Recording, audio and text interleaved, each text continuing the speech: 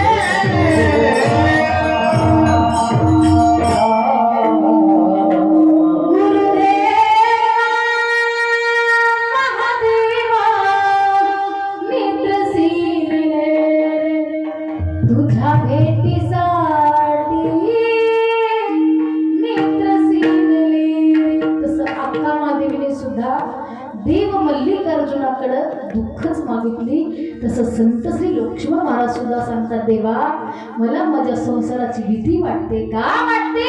जी त्या कैलासातलं सुख आहे ना, ते सुख अनुभवण्यासाठी मला भीती वाटते. देवा संसारिक सुख हे चिरकाल टिकणार नाही, संसारा क्षणाक्षणाला दुःख भेटते. शरणालो देवा संसाराच्या वेरे कैलासीचे केले दावा माझं. देवा संसारात क्षणाक्षणाला दुःख भेटते, पण हे परमार्थामध्ये ते अजिबात नाही.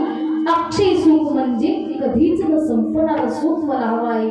त्यासाठी संत श्री लक्ष्मण महाराज अभंगाच्या तिसऱ्या चरणात सांगतात,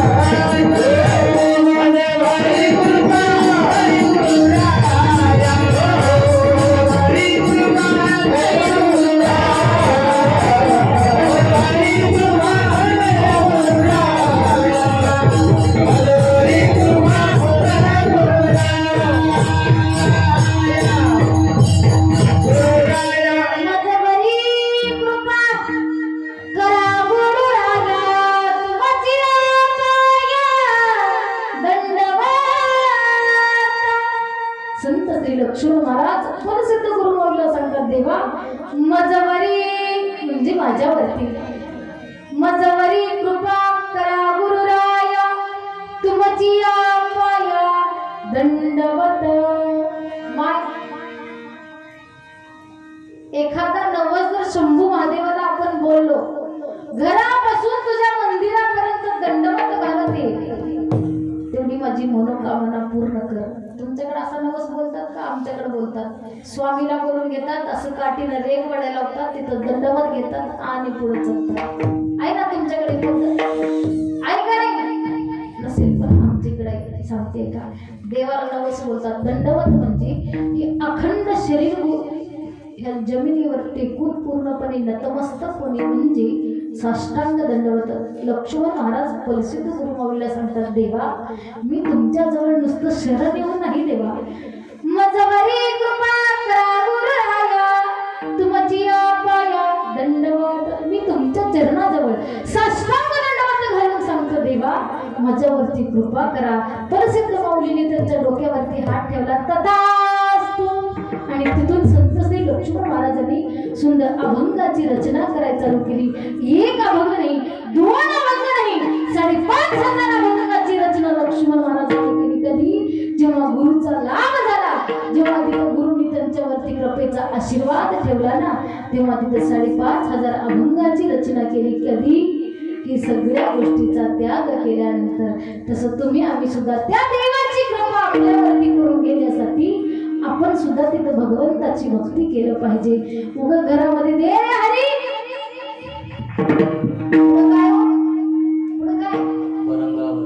सगळं तुम्हाला पाठ आहे, पण कोण म्हणायचं मग शांत बसता उभं जागेवर, असं नाही करायचं. नाही आयत्या पिठावर रेगोट्या कधीच वडायचं नाही. एवढं दुसऱ्या देवाच्या मंदिरात गेले आपण बी गेले घेऊन जायचं असं अजिबात नाही. भाव, भक्ती, श्रद्धा, मनोकामना आपण त्याच्यावरती विश्वास असला पाहिजे. तर संत सांगतात साय हो भजू कैलास सगळ्यात इकडून भगवंताची भक्ती करायची आहे. मला माहिती आहे आपलं गाव एवढं गुणवान आहे, एवढं गुणवान. तुमच्या गावचं कौतुक मी आमच्या इकडे ऐकते. तुमच्या गावात किती सक्ती होतात नाही मोजा बरं. एक तर सांगितले मला ह्यात आधी चालू असलेला, दुसरा 5 होतात. बरोबर आहे. म्हणजे हे गाव किती भक्तिमय आणि किती सुंदर गाव असेल. मला तर आमच्या संगमेश्वर महाराजांचा फोन आला होता. ताई म्हणले गाव एवढं सुंदर आहे, भक्त मंडळी तर एवढी सुंदर आहेत म्हणले, इथं कोणालाही सांगायची गरज नाही. हातावरी करा. वा आजी, या आजीसाठी टाळ्या वाजवा बरं. आपल्याला काही बँड वाजवून लावून सांगायची गरज करा. हातावरी करा. वा छान. तिकडं पाठीमागं पुरुष मंडळी. वा हात खाली करा.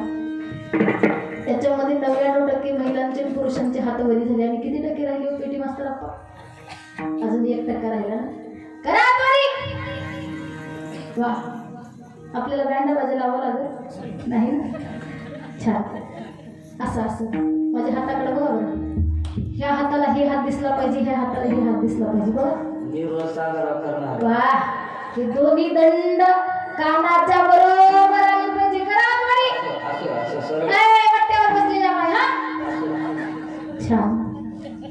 खाली कोण करा म्हणलं तुम्हाला? हा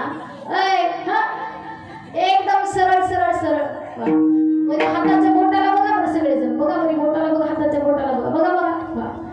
मी जे काही भजन म्हणेल बाय खाली घेतलेली आजी. हा जे काही मी भजन म्हणेल ना ते भजन माझ्या पाठीमागं गोड म्हणायचं, आनंदानं भजन करायचं, जेणेकरून भगवान शंकर आपल्या कीर्तनात अवतरले पाहिजे. ए आजी आनंद झाला माझ्या मनाला.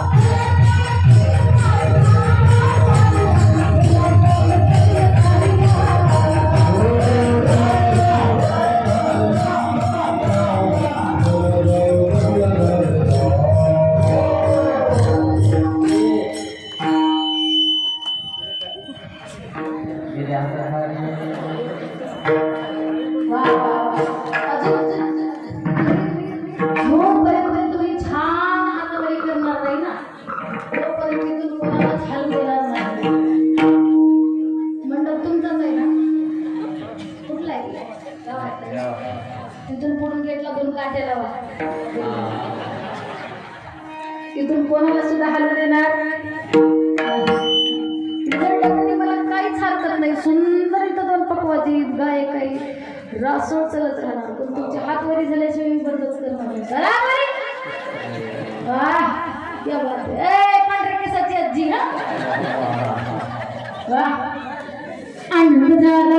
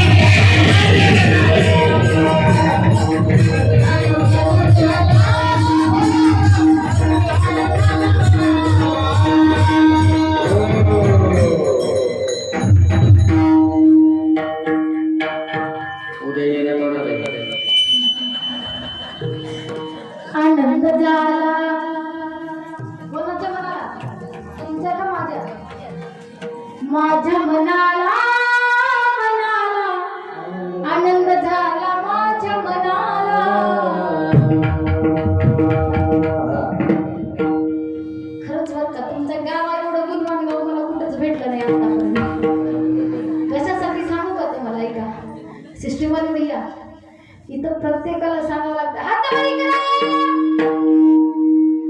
पण सगळ्यात मोठी खासियत अशी आहे इथं हात खाली करा असं कोणाला सांगायची गरज नाही, आपोआप हात खाली करतात. छान गोष्ट आहे, आवडली बरं का. पण आता एक करायचं, तुम्ही भजन केला ते मृदुंगाचार्यांनी साथ दिले, गायकारांनी साथ दिले, टाळकरी साथ दिले, पण मला तुमचा आवाजच आला नाही माझ्या कानापर्यंत. आता तुम्ही म्हणायचं मी शांत बसणार. वा म्हणचाल ना, मी पुढं म्हणते तुम्ही माझ्या पाठीमागं म्हणायचं. हे कोणी तुम्हाला साथ देणार नाही, तुम्ही आणि मीच. हा वा. आनंद झाला माझ्या मनाला, मनाला आनंद झाला माझ्या मनाला.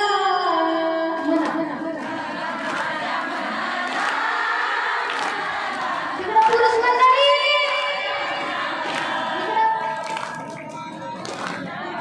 वा. आनंद झाला माझ्या मनाला. मला एक सांगा काय ऐका. वा वा वा छान. तुमचा आवाज मोठा यायला पाहिजे का माझा? तुम्ही एवढे भरपूर जण आहात, मी एकटीच आहे ना. माईक आहे सिस्टमवाले बसू भैया, इथं प्रत्येकाला एक एक माईक द्यावा आधी. जोरात म्हणायचं, म्हणा पटपट. आनंद झाला माझ्या मनाला, मनाला आनंद झाला माझ्या मनाला. क्या बात आहे, अजून जोरात. आनंद झाला माझ्या मनाला, मनाला आनंद झाला माझ्या मनाला.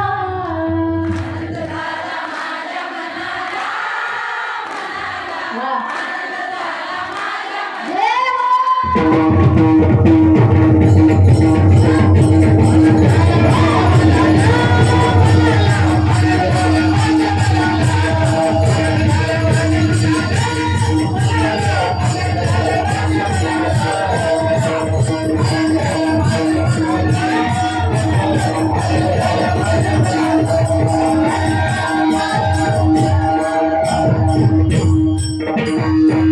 वा.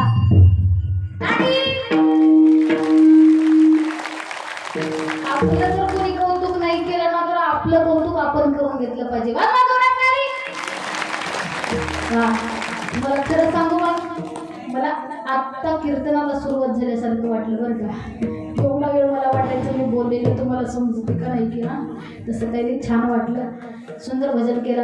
आमचे मृदुंगाचार्य असतील, इकडे आमचे टाळकरी असतील, गायक असतील, चोपदार काका असतील, सगळ्यांनी छान भजन करायचं. गाऊ नाचू आनंदाने, बाबू कैलासीचे गेले.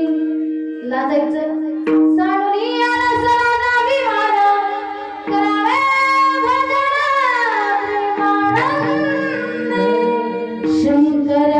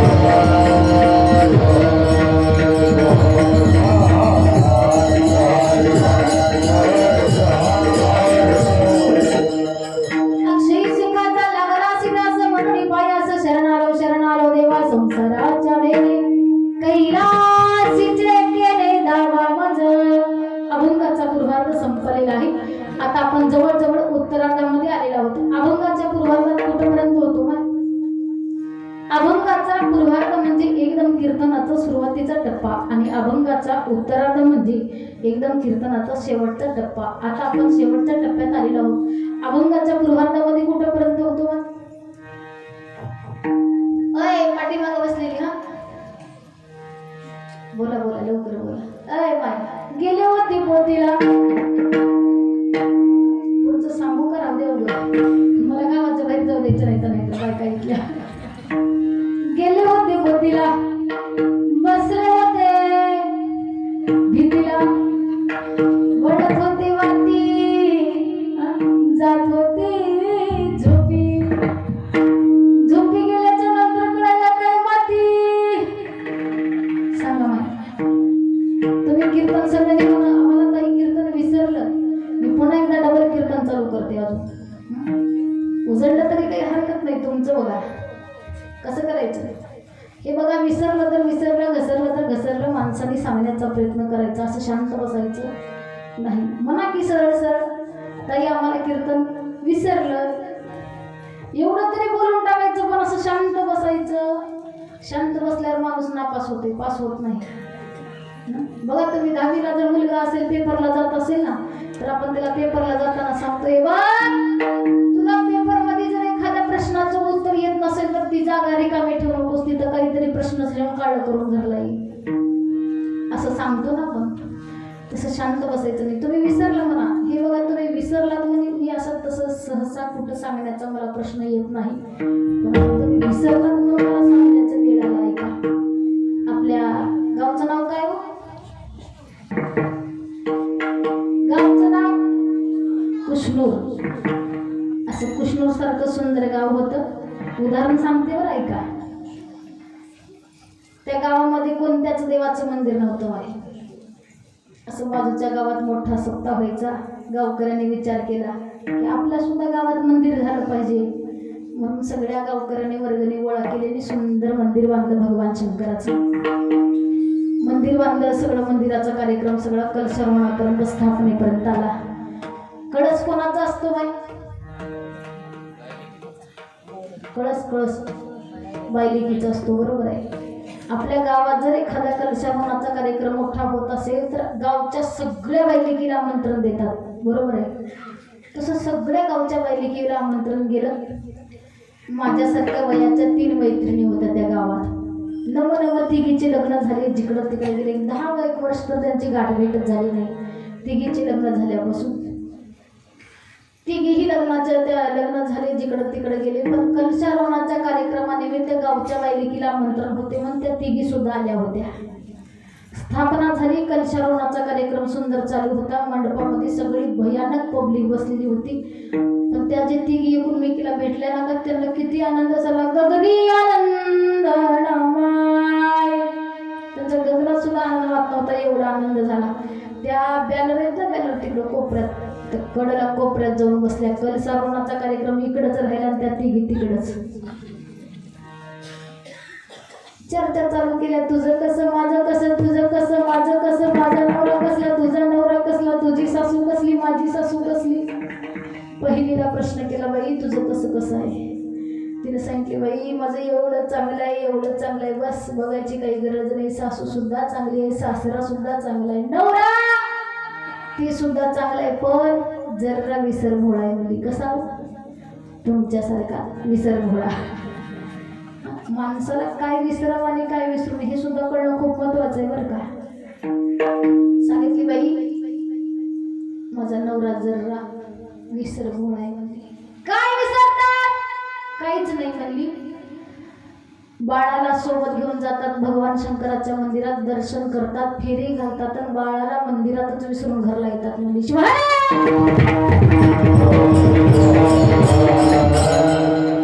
दुसरीला प्रश्न केला, बाई तुझं कसं आहे? दुसरी सांगितली, बाई माझं एवढं चांगलं आहे, काही बघण्यासारखं गरज नाही. म्हणजे माझी सासू बस म्हणलं तिथं बस, उठ म्हणलं तिथं उठ, बस म्हणलं तिथं बस, उठ म्हणलं तिथं उठ, चांगली आहे. म्हणजे सासरा ते सुद्धा तसाच आहे. नवरा सुद्धा एकदम नंबर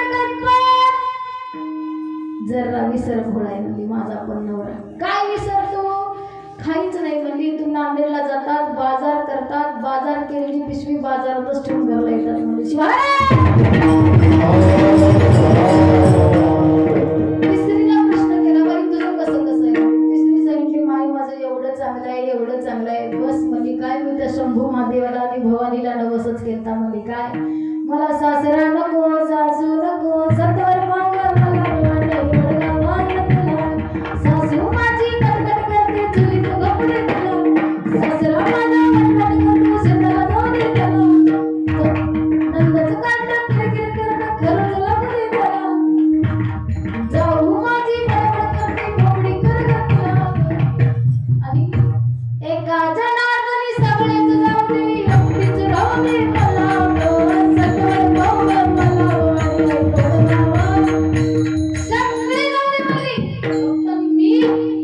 माझा नवरा बस. मला ह्याच्या पलीकडे मला कोणीच लागत नाही. म्हणजे नवरा कसा आहे? नवरा सुद्धा एकदम नंबर आहे. काय पण माय कशामध्ये मी पण आलं ना आता याच्या पुढं तर समजून घ्यायचं याच्यात काहीतरी कमतरता आहे, याच्यात काहीतरी गडबड घोटाळा भानगड आहे. तिने म्हणली पण जरा विसरभोळा आहे. म्हणजे जरा, फक्त जराच विसरभोळा आहे. काय विसरतो? तुला काहीच विसरत नाही, फक्त मला दिवसातून 10 वेळा विचारतो. म्हणजे काय विचारतो? तुला कुठेतरी बघितल्यासारखं वाटते, तुला कुठेतरी बघितल्यासारखं वाटते. त्या मैत्रिणी म्हणल्या, बाई तुला तुझ्या नवऱ्याने असला प्रश्न केल्यावर तू त्याचं उत्तर काय देतेस? तिने सांगितले, बाई मला जर माझ्या नवऱ्याने विचारलं ना तुला कुठेतरी बघितल्यासारखं वाटते तर मी सांगते, अहो लग्नात. अगं बाई लग्नातच, पण तुझ्या लग्नात का माझ्या लग्नात?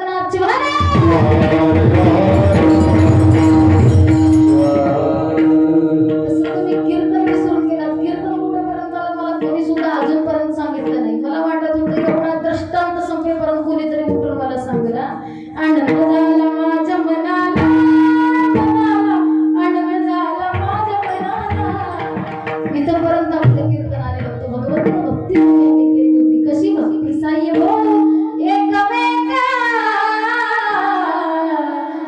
कैलास नायका. त्या भगवंताची भक्ती आपण सगळ्यांनी मिळून केलेली होती. तसं संत श्री लक्ष्मण महाराज प्रसिद्ध गुरुवांना सांगतात, देवा माझ्यावरी कृपा करा गुरुराया, तुमची या पाया दंडवत. मी तुमच्या पुढे साष्टांग दंडवत घालून सांगते, देवा तुम्ही माझ्यावरती कृपा करा. अभंगाचा शेवट. लक्ष्मण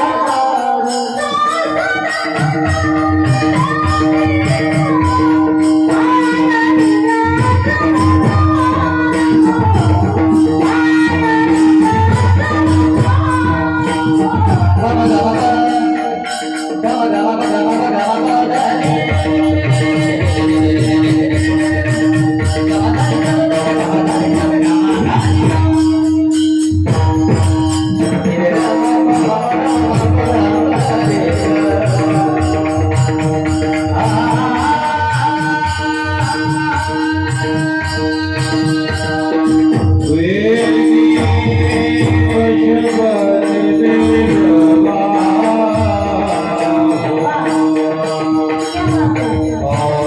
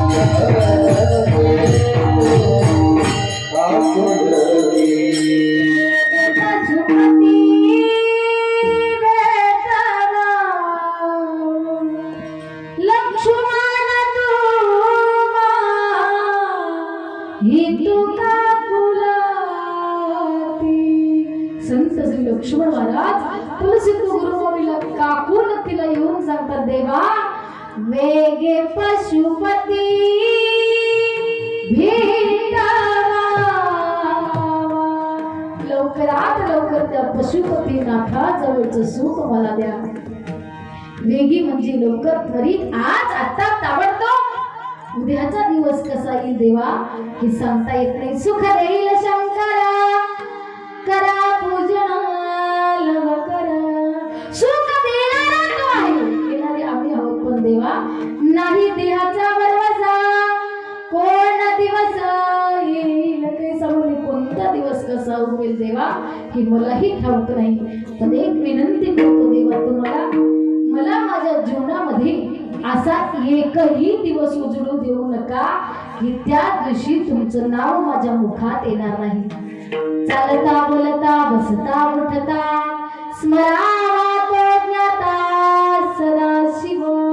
चालत असताना बोलत असताना सदा सर्व काळ नामचिंतन आमच्या मुखामध्ये राहू द्या देवा. मी तुम्हाला एवढीच विनंती करून सांगतो का भगवानाचे संसार भवरूपी सागरातून पलीकडे जाण्यासाठी फक्त तुमचं नाव घेतलं पाहिजे.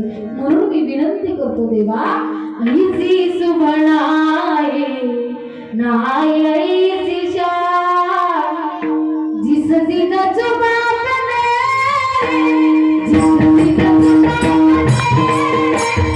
आए नशीब का.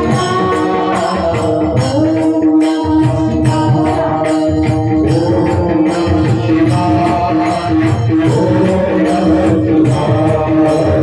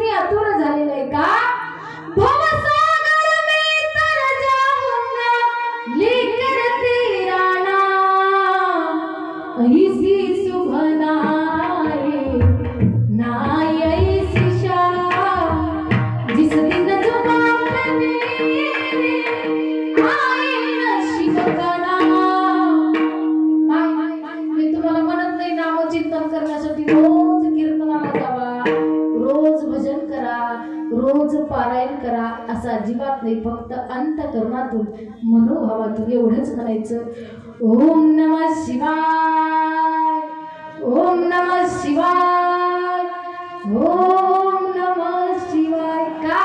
नमः शिवाय हे पंचाक्षरी मंत्र आहे. या मंत्राचा जप केला पाहिजे. का?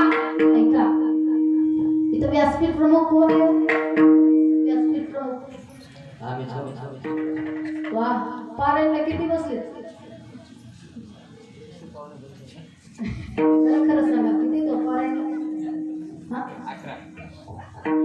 खरं सांगा, खरंच आहे? टाळी वाजवा, जोरात टाळी वाजवायचं, असं नाही वाजवायचं. चांगली गोष्ट आहे. तुमच्या माहितीच तो सांगते, सोलापूर जिल्ह्यामध्ये उत्तर सोलापूरमध्ये एक गाव आहे. आमचे जनार्दन महाराज त्या गावाला आमच्या सोबत आले होते. त्यांना माहिती आहे त्या गावच्या नावाचा उल्लेख करत नाही तर लाईव्ह चालू आहे का. तिथं मोठा सप्ताह होतो, अखंड शिवनाम सप्ताह. 5 एकरचा मंडप असतो कीर्तनाचा आणि 7 एकरचा जेवणाचा मंडप असतो. कीर्तनाचा वेगळा आणि जेवणाचा वेगळा असतो. 7 दिवस सप्त्यामध्ये तिथं केलेला आयटम करत नाहीत. स्वीट आणि भाजी, स्वीट आणि भाजी, केलेला आयटम डबल करत नाहीत. फक्त चपाती भात वरण हे एवढं डबल होते. भाजी वेगळी 7 दिवस, स्वीट वेगळं, असं वेगळा वेगळा प्रकार. मग मला सांगा, तसला मोठा सप्ताह, तसली मोठी पंगत, तिथं पारायणला किती असतील हो? सांगा सांगा, तुम्हाला जसं वाटेल तसं सांगा. 5000 कोण म्हटलं? 2000, 1000, 100, 10. तिथले माझं कीर्तन होतं तिथं आणि मी कीर्तनाला गेले. तिथं सगळं कीर्तन झाल्यावर तिथले गावातले व्यासपीठ प्रमुख ज्यांना कोणाला नेमलेलं होतं ना, तिथं बैठकीला बसले होते. ते मला कीर्तिताई इकडे यावं म्हणले. कीर्तनात तुम्ही या गावकरी लोकांचं खूप गुणगान करत होता म्हणले. का हो आप्पा? हे बघा, मी किती जणाला सांगितलं मला पारायणला बसा, पारायणला बसा, कुणीच बसलं नाही. मग मी एक आणि त्या गावातला 60 वर्षाचा आप्पा आहे म्हणले, डोळ्याचं त्याचं ऑपरेशन झाले, काळा चष्मा घालून पारायणला बसले म्हणले. अशी अवस्था आहे. असं होता कामा नाही. पारायणाच्या शेवटी षडाक्षरी आणि पंचाक्षरी मंत्र येतात. नमः शिवाय, ओम नमः शिवाय, कुंदमणी गजला, चहुवेदाच्या शब्द सागरा, मंदणीचा पडला, दयाळा मंदणीचा पडला. हा एक मंत्र आहे. आणि अजून एक मंत्र आहे पंचाक्षरी. ओम नमः शिवाय, ओम नमः शिवाय, सुलभ तारक मंत्र श्री गुरुचा, तारक मंत्र श्री गुरुचा. श्री गुरुचा तारक म्हणजे प्रत्येक दुःखावरती, प्रत्येक संकटामध्ये तुम्हा आम्हाला तारणारा मंत्र म्हणजे ओम नमः शिवाय. न ऐका, न म्हणजे काय? न शबरस तुला प्रपंच. तुम्ही आम्ही जे संसार करतो, जे प्रपंच चालवतो ना, मायेचा ममतेचा प्रपंच, ते सगळं काही नश्वर आहे. नंतर काय येतं मग मनमात्रा प्रपंचामधलं मन हे बंधनात सापडलेलं असतं. नंतर येतो जीव शिव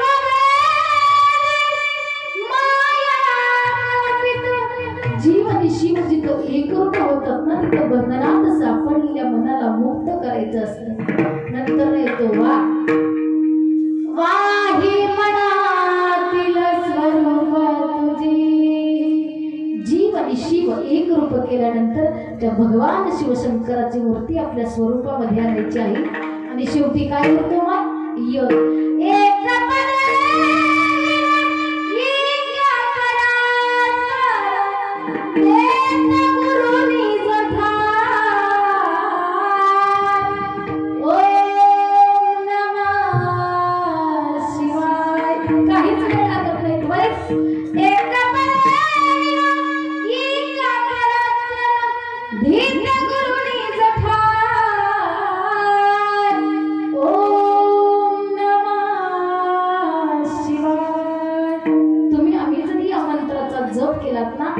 कैलासातलं सुख, पशुपतीनाथातलं सुख आपल्याला इथंच बसून अनुभवता येतं. त्यासाठी प्रत्येकाने भगवंताची भक्ती करा, भगवंताचं नामचिंतन करा. आजचा दिवस म्हणजे कशासाठी तुम्हाला सांगते का? सूर्य चंद्रतारे उगवले नसते तर तुम्हा मला आकाशाचा रंग कळाला नसता. सूर्य चंद्रतारे उगवले नसते तर तुम्हा मला आकाशाचा रंग कळाला नसता. आणि राजे छत्रपती जन्माला आले नसते तर तुम्हा मला खरा हिंदू धर्माचा अर्थच कळाला नसता.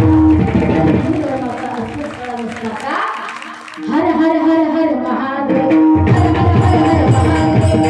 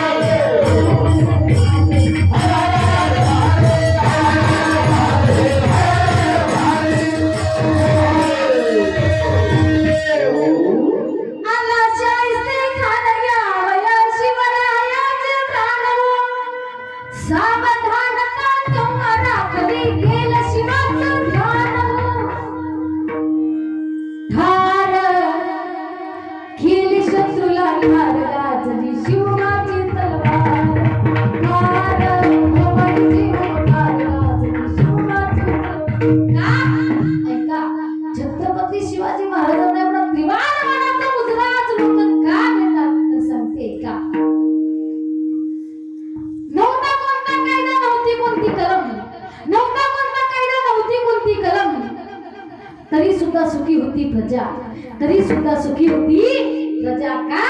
तर माझ्या सिंहासनावर बसलेला होता छत्रपती शिवाजी राजा, छत्रपती शिवाजी राजा. त्यासाठी छत्रपती शिवाजी महाराजांबद्दल बोलावं की हे सुद्धा कवी. छत्रपती शिवाजी महाराजांना तुम्हा मला एकच शिकवलेलं आहे, भगव्या रक्ताची धमक, भगव्या रक्ताची धमक, त्यामध्ये आग आहे, त्यामध्ये आग आहे. कशाला घाबरतोस वेड्या? तू तर हिंदूचा वाघ आहे, तू तर हिंदूचा वाघ आहे. त्यासाठी छत्रपती शिवाजी महाराजांचं कौतुक करावं तेवढं कमी आहे, कौतुक करावं तेवढं कमी आहे. म्हणून पुन्हा एकदा म्हणावं हर हर हर हर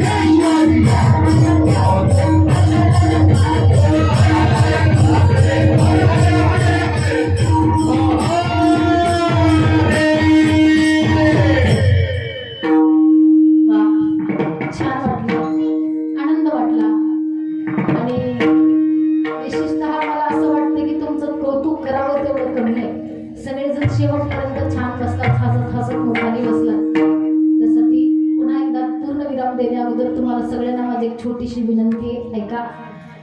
मला एक उत्तर द्या, आमच्या दोन्ही मृदंगाचार्यांनी गोड पकवाज वाजवला, तुम्हाला आवडला ना माय?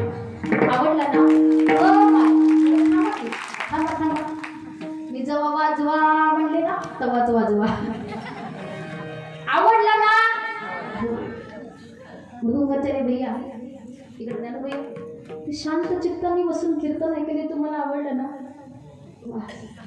छान.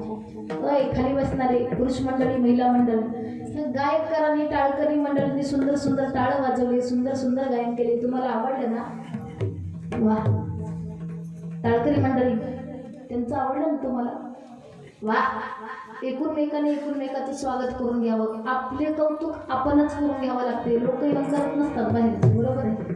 त्यासाठी मी आता स्टेजच्या खाली उतरून तुमच्या प्रत्येकाच्या जवळ येणार आहे. कशासाठी? तुमच्या पाठीवरती शाबासकी देण्यासाठी. का? तुम्ही छान कीर्तन ऐकलात म्हणून. सगळेजण जरा मोकळं बसायचं. बसा लवकर लवकर मोकळं, मला जवळ यायचंय तुमच्या. मोकळं. वा. ऐका, माझी शाबासकी तुम्हाला मिळणारच आहे प्रत्येकाला. कोणाही असा कोणताही व्यक्ती राहणार नाही की त्याला शाबासकी माझ्याकडून मिळणार नाही. चला पुढं.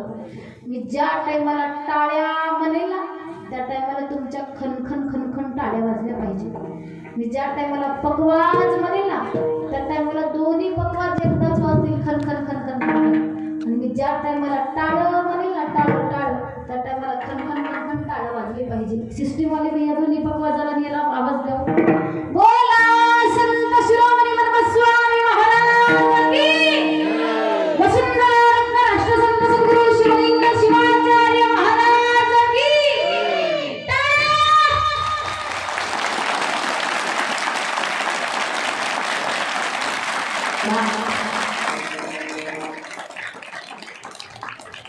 मला एक सांगा, तुम्हाला पावसाची झड लागलेली आवडते का धडधड पाऊस पडलेला? कोणता आवडते? धडधड पडावं का झड लागावं?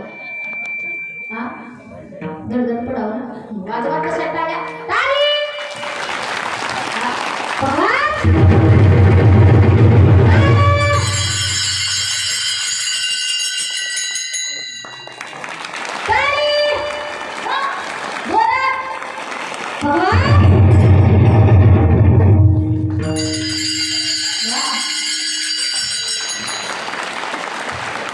Yeah.